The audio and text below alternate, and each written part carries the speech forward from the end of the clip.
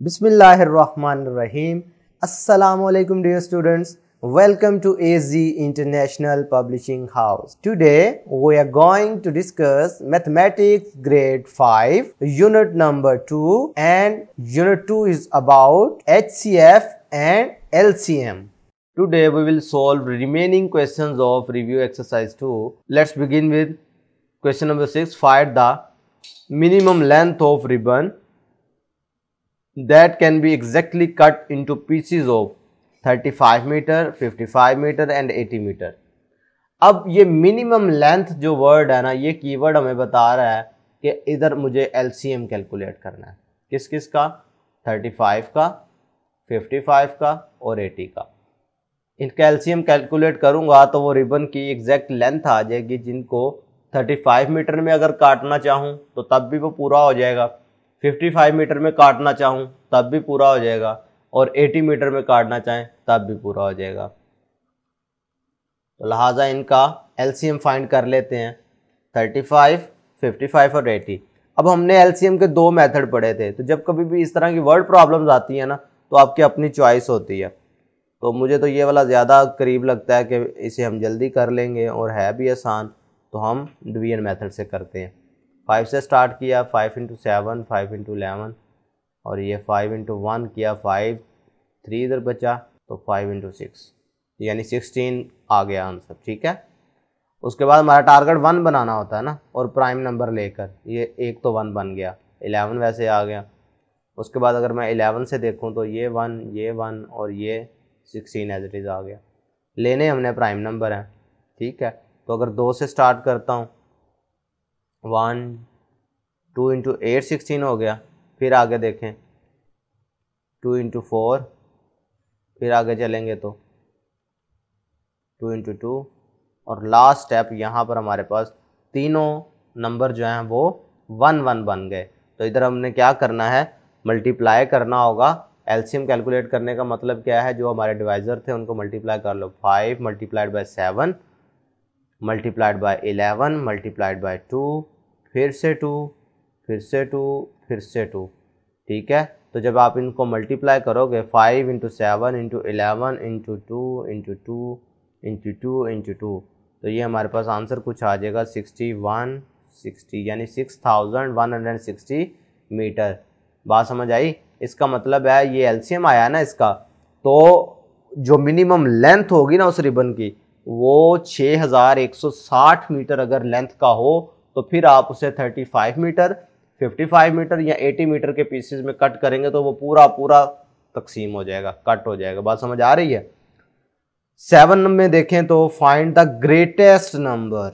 ऊपर मिनिमम बात हो रही थी ना, find the greatest number that will completely divide 72, 82 and 92. भाई वो बड़े से बड़ा नंबर फाइंड करो जो इन तीनों नंबर को कम्प्लीटली डिवाइड कर दे. तो वो ऑब्वियसली HCF होगा. HCF वो बड़े से बड़ा नंबर होगा जो इनको तीनों को डिवाइड करेगा. तो HCF फाइंड करने के आपने दो मेथड पढ़े थे, डिवीजन मेथड पढ़ा हुआ है और एक प्राइम फैक्टराइजेशन. तो दोनों में से जो आपको लग रहा है वो कर लें, आंसर सेम आएगा. तो 72 की अगर प्राइम फैक्टराइजेशन करो तो ये हमारे पास बन जाएगा 2 इंटू 36, 2 इंटू 18, 2 इंटू 9, 3 इंटू 3. इसी तरीके से 82 की प्राइम फैक्टराइजेशन कर लें, 2 इंटू 4 8, 2 इंटू 1. अब 41 मेरा ख्याल है प्राइम नंबर है. 3 से करके देखें, इससे नहीं हो रहा. 4 से 5 से डिवाइजर आप बढ़ाते जाएंगे, ये किसी से भी डिवाइड नहीं हो रहा. इसी तरीके से अगर 92 की बात करो तो 2 इंटू 4 8 और 1 इधर कैरी कर लिया, 12 बन गया. 2 इंटू 6 12, 2 इंटू 2 4, 2 इंटू 3. तो ये भी प्राइम नंबर आ गया. यहाँ पर भी आपने स्टॉप कर देना. फिर हमारे पास क्या हुआ करता था कि prime factorisation of 72, prime factorisation of 82, prime factorisation of 92. ये आपने लैदा से लिख ली. इधर आपने देखा 2 multiplied by 2 multiplied by 2 multiplied by 3 और फिर से 3. फिर है 2 इंटू 41, 2 इंटू 2 इंटू 23. तो HCF में हमने लेना होता है मोस्ट कॉमन फैक्टर. तो ये हमारे पास यही एक नंबर आ रहा है. तो इसका मतलब है ये वो बड़े से बड़ा नंबर है जो इन तीनों को इकट्ठा डिवाइड करे और कम्प्लीटली डिवाइड करे, यानी विद ज़ीरो रिमाइंडर. भाई 72 को भी ये 2 डिवाइड करता है पूरा पूरा, 82 को भी और 92 को भी. 2 के अलावा कोई ऐसा नंबर नहीं होगा बड़े से बड़ा जो इनको कंप्लीटली डिवाइड करे। बात समझ आ रही है। नेक्स्ट अगर क्वेश्चन नंबर 8 देखें, फिर आ गया फाइंड द लीस्ट नंबर। तो लीस्ट नंबर का मतलब ये होगा कि आपने इधर इन तीनों नंबर्स का एलसीएम कैलकुलेट करना है, और एलसीएम कैलकुलेट करना आपको आता है। आप सिंपल इन नंबर्स को तीनों को रखें, ठीक है, और कॉमन डिवाइज़र के साथ इसको डिवाइड करना शुरू करें अंटिल यू गेट 1 1 1, ठीक है। तो फिर जो इधर हमारे पास आंसर आएंगे, ये डिवाइजर्स आएंगे इस तरह के, उनको आपस में मल्टीप्लाई कर दोगे तो वो क्या बन जाएगा, एलसीएम बन जाएगा। ये मैं चाहूँगा कि आप इसे खुद सॉल्व करें और इसका आंसर हमें कमेंट सेक्शन में लाजमी हमारे साथ शेयर कीजिएगा। क्वेश्चन नंबर 9 देखें, Saad exercise every 12 day and Fahad exercise every 8 day, ठीक है। If Saad and Fahad both exercise today, after how many days they will again exercise together. बड़े गौर से समझना है। अब इधर कोई लीस्ट, कोई ग्रेटेस्ट वगैरह वाला वर्ड नहीं है, तो कैसे पता चलेगा कि हमने इधर एलसीएम लगाना है, एचसीएफ लगाना है, एचसीएफ फाइंड करना। बात समझ आ रही है। अपने जहन में ज़रा इस बात को समझ दौड़ाएं कि जो साद है ना वो हर 12 दिन बाद एक्सरसाइज करता है, और फाहद जो है वो हर 8 दिन बाद एक्सरसाइज करता है। इसका मतलब है अगर साद आज मिला है, 12 आज मिला है, तो वो उसका मतलब है फिर 12 दिन बाद एक्सरसाइज करने आएगा, ठीक है। और फिर उसके बाद अगर 12 दिन बाद एक्सरसाइज करने आएगा तो 24 दिन हो जाएंगे। फाहद इस दौरान 3 दफ़ा आ चुका होगा, क्योंकि वो हर 8 दिन बाद आता है ना। बात समझ आ रही है। तो इसका मतलब है कि अगर मैं इनका एलसीएम कैलकुलेट कर लूँ, वो आज मिले हैं तो वो दोबारा कब मिलेंगे, तो ये मुझे एलसीएम से इसकी बात क्लियर हो जाएगी। तो हम क्या करते हैं, 12 और 8 का एलसीएम निकाल लेते हैं। ये 12 लिख लिया, ये 8 लिख लिया।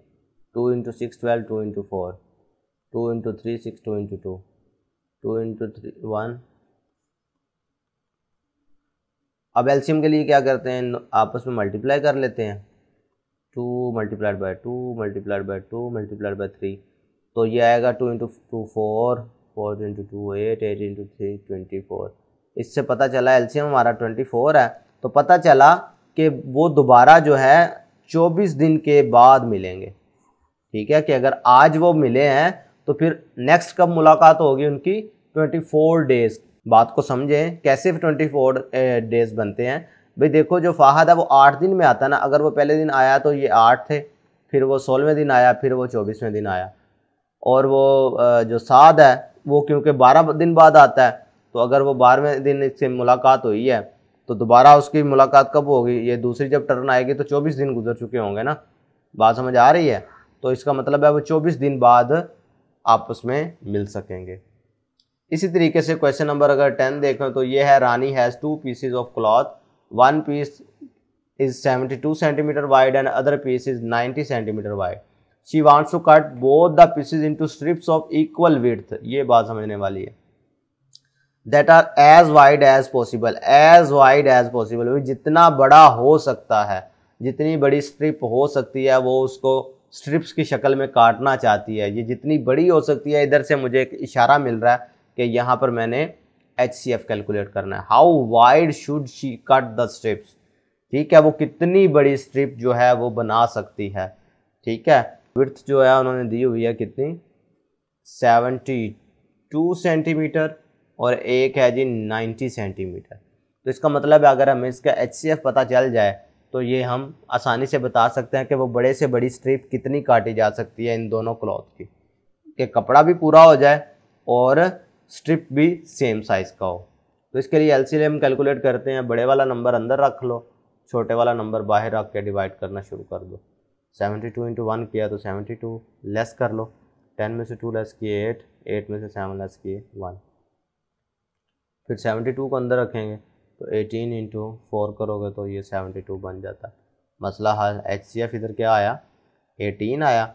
ऐसे ही है। तो पता चला कि रानी जो है वो क्या करेगी, 18 सेंटीमीटर की स्ट्रिप काटेगी हर कपड़े की। बात समझ आ रही है भी। अगर ये फ़र्ज़ कर लो ना, ये 72 मीटर वाइड कपड़ा है, ठीक है। तो इसका मतलब वो 18 मीटर की इसकी स्ट्रिप्स काट सकती है। 90 को भी इसी लिहाज से और 72 को भी इसी लिहाज से वो 80 सेंटीमीटर के जो है ना स्ट्रिप्स बना लेगी। तो वो कितने बनेंगे, अगर 18 के हो ना तो वो 1 2 3 और 4 बनेंगे, यानी 4 बराबर इसके स्ट्रिप वो काट सकेगी। बात समझ आ रही है? तो इसी तरीके से 90 को भी आपने चेक कर लेना। तो ये प्यारे बच्चों एप्लीकेशन थी HCF की, LCM की, जो आज हमने क्वेश्चंस की सूरत में इनको सॉल्व किया। तो प्यारे बच्चों आज हमने रिव्यू एक्सरसाइज के तमाम क्वेश्चन सॉल्व कर लिए हैं। नेक्स्ट हम इंशाल्लाह फिर मिलेंगे। अल्लाह हाफिज़।